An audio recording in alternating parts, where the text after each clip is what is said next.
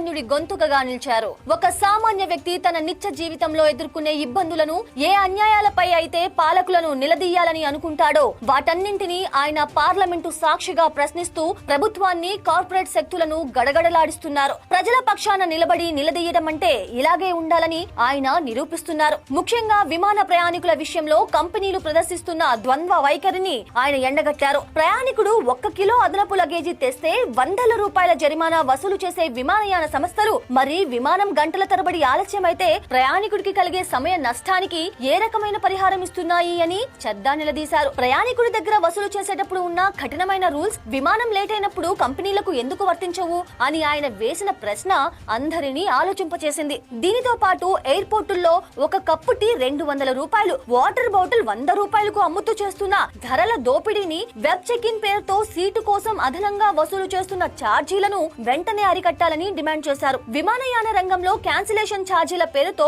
Ticket ధరలో సగానికి పైగా కోత విధించడాన్ని కూడా ఆయన తీవ్రంగా తప్పుబట్టారు. ఫోన్ రీఛార్జ్ మరియు బ్యాంకింగ్ రంగంలో జరుగుతున్న అన్యాయాలను కూడా ఆయన వదిలిపెట్టలేదు. ఫోన్ మనది, సిమ్ కార్డ్ మనది అయినప్పుడు రీఛార్జ్ గడువు ముగియగానే ఇన్కమింగ్ కాల్స్ కూడా కట్ చేసే హక్కు కంపెనీలకు ఎవరిచ్చారని ప్రశ్నించారు. దీనివల్ల సామాన్యుడు నెలకు కనీసం 300 రూపాయలు అనవసరంగా ఖర్చు చేయాల్సి వస్తుందని ఆవేదన వ్యక్తం చేశారు. అలాగే బ్యాంకుల్లో మినిమం బ్యాలెన్స్ లేకపోతే పెనాల్టీలు వేయటం, మన సొంత డబ్బును ఏటీఎం నుంచి తీసుకోవటానికి ఫీజులు వసూలు చేయటం, చివరకు SMS మెసేజ్లకు కూడా ఛార్జీలు వేయటం సామాన్యుడి నడ్డి విరుస్తుందని మండిపడ్డారు. డిజిటల్ ఇండియా అని చెబుతూనే ప్రతి ఆన్లైన్ ట్రాన్సాక్షన్ పైన ఏదో ఒక రూపంలో ఛార్జీలు వసూలు చేయడం సామాన్యుడిని ఆర్థికంగా దెబ్బతీస్తుందని ఆయన వివరించారు. మరోవైపు మధ్యతరగతి ప్రజలు మరియు నిరుద్యోగుల సమస్యలపై కూడా చద్దా గలమిప్పారు. పెద్ద కంపెనీలకు లక్షల కోట్ల రాయితీలు ఇస్తున్న ప్రభుత్వం నిజాయితీగా ట్యాక్స్ కట్టే మధ్యతరగతి వారికి ఏమిస్తుందని ప్రశ్నించారు. ఇన్కమ్ ట్యాక్స్ తగ్గించి